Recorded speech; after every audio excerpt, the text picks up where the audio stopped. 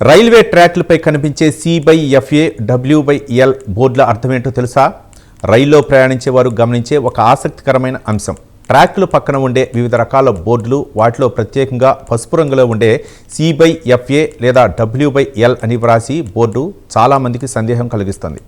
C/FA, W/L board అర్థం C/FA అనేది whistle by gate అనే అర్థాన్ని ఇస్తుంది. ఇది హిందీ, ఇంగ్లీష్లో వ్రాయబడిన సైన్ బోర్డ్. రైలు డ్రైవర్కి ఇది ఒక ముఖ్యమైన సంకేతం. అంటే రైల్వే క్రాసింగ్ లేదా గేట్ ముందు ఉన్నందున హారన్ మోగించాలని ఈ బోర్డు సూచిస్తుంది.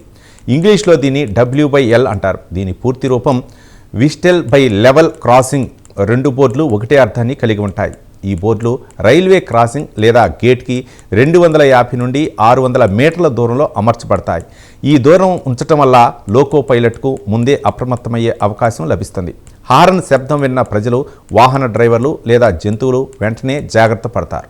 ఇక C/FA లేదా W/L బోర్డుల ముఖ్య ఉద్దేశం ప్రయాణ భద్రత. రైల్వే క్రాసింగ్కి చేరుకునే సమయానికి అక్కడ వాహనాలు, పాదచారులు లేదా జంతువులు ఉండే అవకాశం ఎక్కువ. డ్రైవర్కు ముందుగానే తెలియకపోతే ప్రమాదాలు జరిగే అవకాశాలు ఉంటాయి. అందుకే ఈ బోర్డు చూసిన వెంటనే డ్రైవర్ హార్న్ మోగిస్తాడు.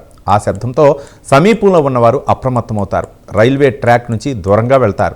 ఇలా చిన్న జాగ్రత్తతో పెద్ద ప్రమాదాలను నివారించవచ్చు. ఈ బోర్డు ఎల్లప్పుడూ పసుపు రంగులోనే ఉంటాయి, ఎందుకంటే పసుపు రంగు చాలా దూరం నుంచే స్పష్టంగా కనిపిస్తుంది.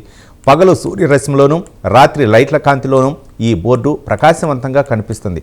పసుపు రంగులో ఉండటం వల్ల వీటిని దూరం నుంచే గుర్తించవచ్చు. చిన్న బోర్డు అనిపించినా రైల్వే భద్రతలో వీటి పాత్ర చాలా పెద్దదనే చెప్పాలి.